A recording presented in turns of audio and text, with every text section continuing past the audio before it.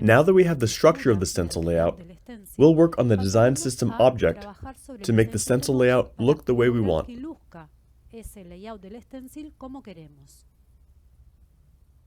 Let's start with this text. If we're going to inspect its properties, here we have the ones related to the sizes in the layout. We already saw them in the previous videos. Here we have the content, and here it shows the characteristics related to typography and colors. If we look at the typographic features, we can see that our designer has given them a name, H2. This, let's remember what Chechu told us, this means that she created a typographic style in Figma. With these characteristics, this font family, with this weight, this size, this line height, and this alignment.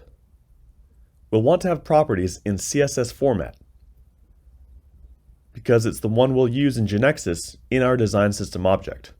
We copy them and paste them to view them in a text file. We're mainly interested in those related to the H2 style.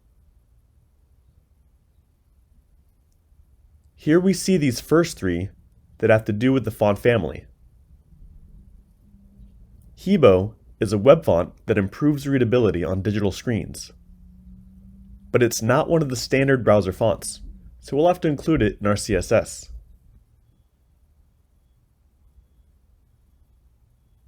You can Google it and download it. Here you can see it with its different weights. The one we need for the H2 style is the one with weight 700. That is, this one, which is bold. In this folder, I downloaded regular, weight 400, medium, weight 500, bold, as we know, weight 700, extra bold, weight 800, and black, weight 900. I also downloaded these other fonts that we'll use later. And I downloaded them in WAF2 format. It's a modern format which is supported by Angular and takes up less space. The downside is that it's not supported by Android or iOS. So the first thing we'll do is to insert these font files in the KB. We can insert them one by one manually, giving them a name, and here choosing the file from our folder. We can see that when we insert it in the Design Systems module, it's displayed separately from the other KB files. And then we can continue in this way, inserting each one separately until we complete them all.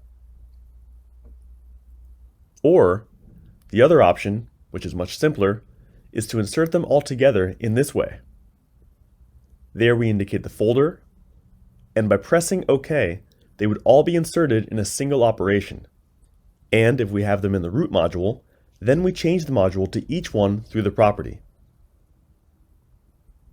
Well, we already have the font files in the KB. Let's start by adding the one corresponding to the Hebo bold font to our design system object. The first thing to do is to declare the set of styles. And now, let's write the font face rule to add precisely the font. With the font family property, we give the name that we'll use for this font throughout the DSO. I will enter the corresponding weight, which is 700, as a comment. And with this other property, we indicate the source, that is to say, where it's located. For this, we use the GeneXus function gxFile. Its parameter is the name of the source file, qualified with the module where it's located. We're now able to specify our first class, which we'll call the same as our designer called the typographic style, H2.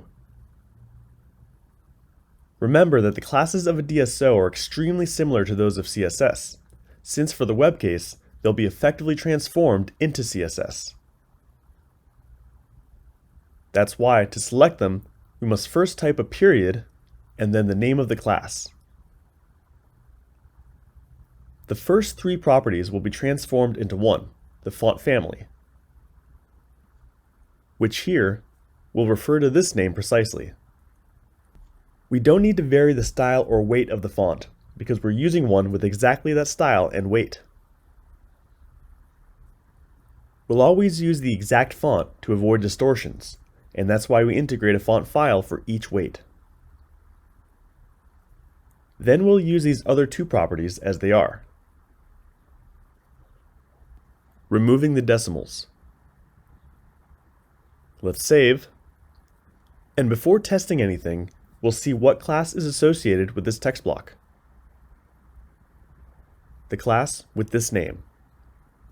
Before replacing it with the new one, let's run the application to compare it. Now, let's go to the stencil, and let's change the text block class to the new one, H2. Let's save and run. And here we see it clearly.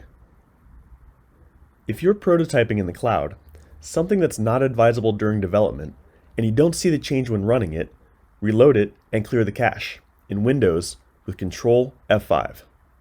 A couple of remarks before moving on. Before this change, the stencil text block had a class name, Textblock Precisely, that is not specified in the DSO, and that didn't cause any problems. It took the browser defaults. In addition, having changed the class, that change was automatically made in the two panels in which that stencil is instantiated, and that's why we see it here. And we'll also see it in this other case. Okay, what about the color of the text? It'll be this type of green, which has this hexadecimal value. Chechu had called it secondary, creating a style with this name, a color style. If we see the CSS properties that we had copied, we have just so indicated the one for the color, with the hexadecimal value. We could copy this CSS property without thinking too much, and come to our DSO and paste it.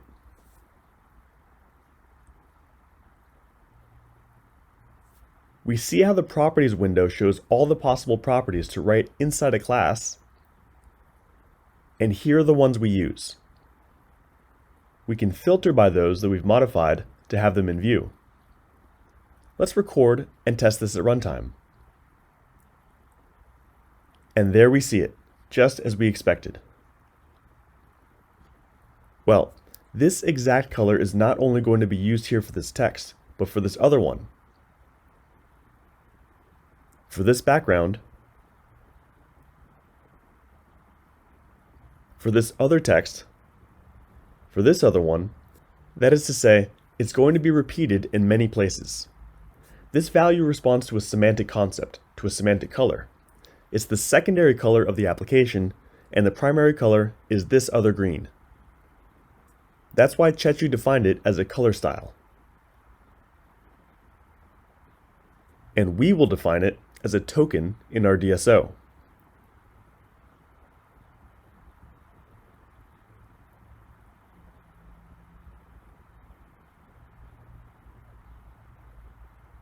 It'll be a color token, which we'll call secondary, and its value will be no more and no less than this one here. Remember that the token editor works in two ways. We can edit it directly as text or from the graphical editor. And now we save. And we go to the Styles tab and change the value for the token. With the dollar symbol, we're indicating that here we want to reference a token, a color token.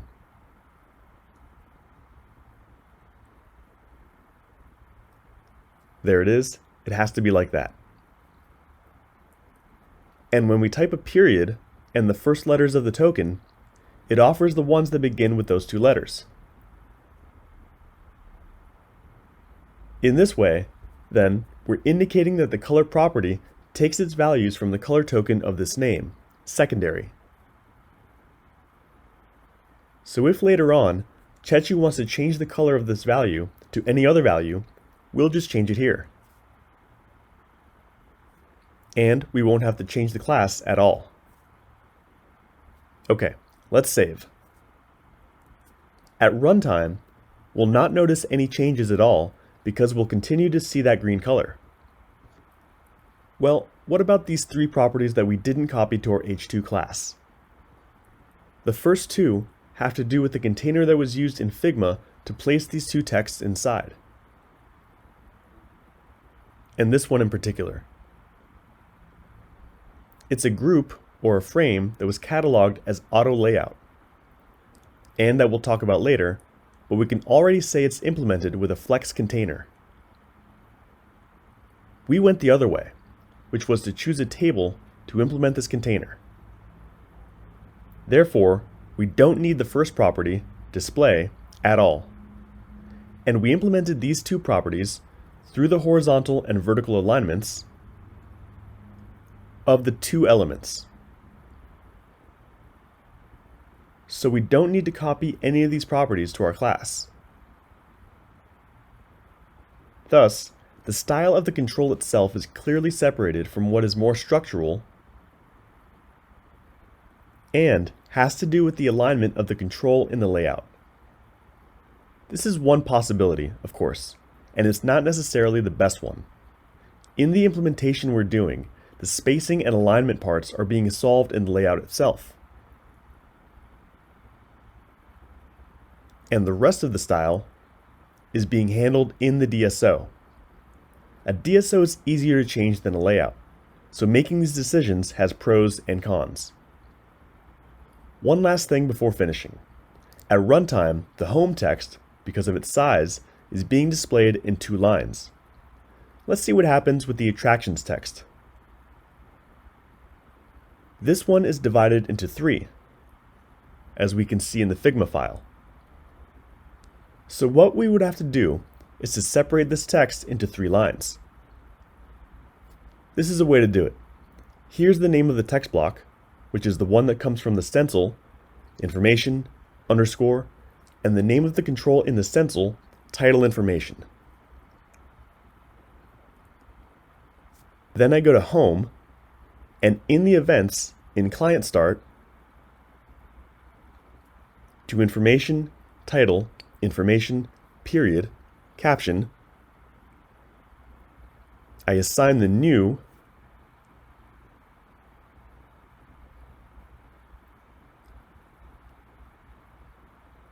I save and run. And here we see it. Well, now let's move on to give a style to the paragraph and the button in the next video.